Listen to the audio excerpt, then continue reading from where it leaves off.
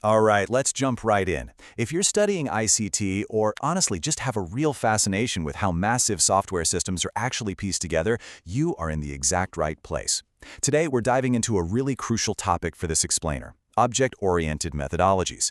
We're going to look at the foundational frameworks that completely revolutionized software engineering. Before these methodologies came along, coding was kind of like trying to build a skyscraper without a blueprint. Just absolute chaos.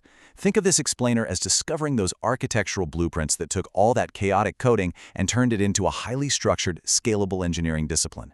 We've got some fascinating ground to cover, so let's get our environment set up and get to it. Okay, here's our roadmap. This lays out exactly how we're going to break down these complex concepts block by block. First, we'll nail down the difference between methods and methodologies. Then we'll meet the early pioneers, Code, Uden, and Booch. After that, we'll check out Rumbaugh's phases, followed by Jacobson's models. We're also going to take a really practical deep dive into use cases and wrap it all up by seeing how everything comes together in the unified approach. So, Section 1, Methods versus Methodologies. Before we meet the big architects of software design and get into the complex models, we need to firmly establish our foundational vocabulary. This right here perfectly captures the critical difference. It's so incredibly easy to mix these two up, but in software engineering, precision is everything. A methodology is the overarching science of methods. It's your high-level philosophy, the framework you adopt. A method, on the other hand, is the specific step-by-step procedure you use to hit a specific goal.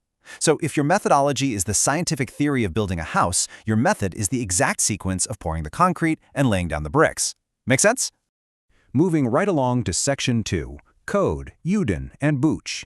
Let's look at our first set of methodologies and see how these early pioneers tackled the massive challenge of improving software design.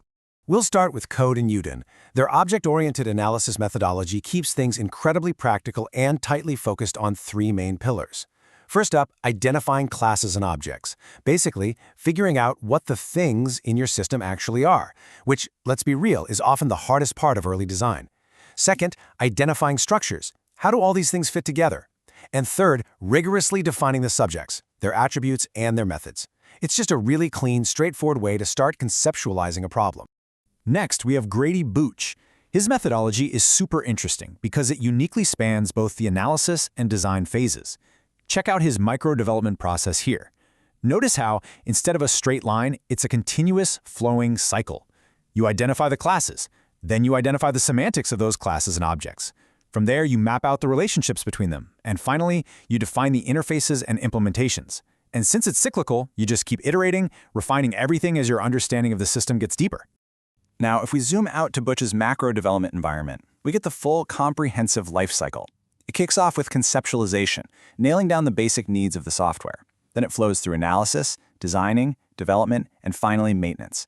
But to actually navigate this huge life cycle, Butch gave us a highly specific toolkit. You aren't just writing code, you are visually mapping the whole system using an entire arsenal of diagrams. We're talking class diagrams, object diagrams, state transition, module, process, and interaction diagrams.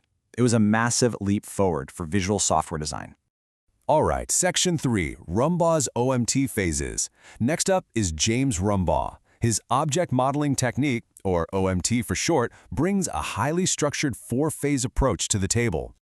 Rumbaugh's method marches really reliably through these four logical stages. You start with analysis. Then you step into system design, which is your high-level architecture.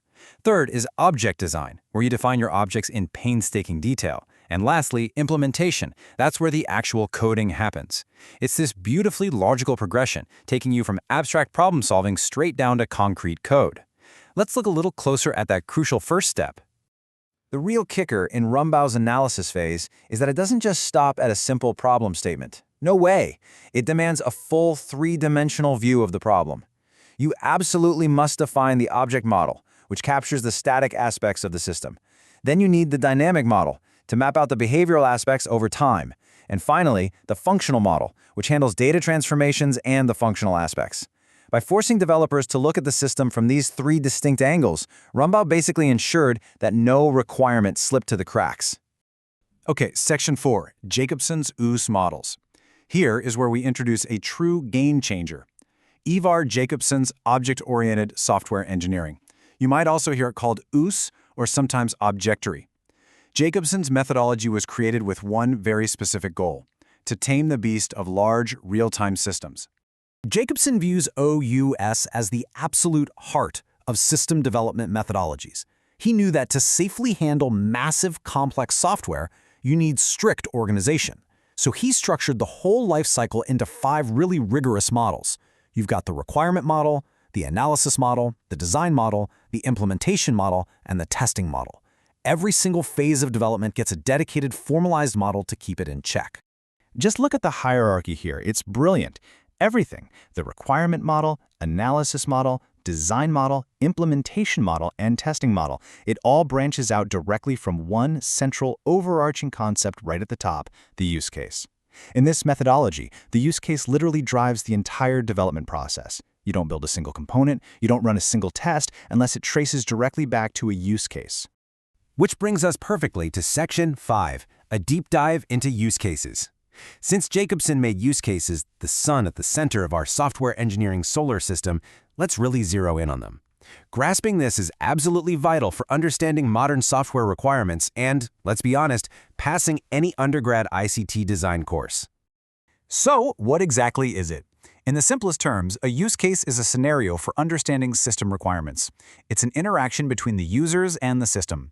The absolute core purpose of a use case model is to simultaneously capture what the user wants to achieve and what the system is obligated to do for that user.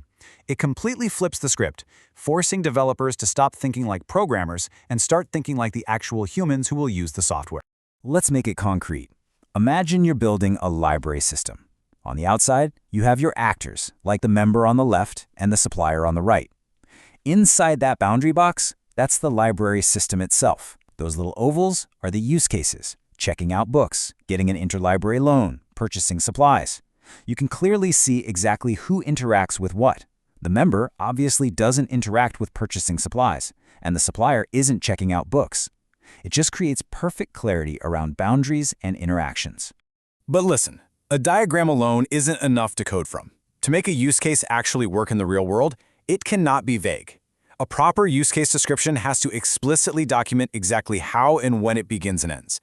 It needs to map out the actor and system interaction, including exactly what data gets exchanged. It's got to detail the data storage. And crucially, this is definitely what separates the amateurs from the pros. It has to document the exceptions. What happens when the book is already checked out? What if the system goes offline? You have to plan for those exceptions. Finally, let's bring it all together in Section 6, the unified approach. We're going to see how all these brilliant historical methodologies from OOAD, Booch, Rumbaugh, and Jacobson build directly toward the modern standard we use today. The critical takeaway here is that the unified approach, or UA, is absolutely not a brand new competing methodology. Trust me, we already had enough of those. The whole motivation behind the unified approach was to combine the absolute best practices, processes, and guidelines from Rumbaugh, Booch, and Jacobson into one cohesive system.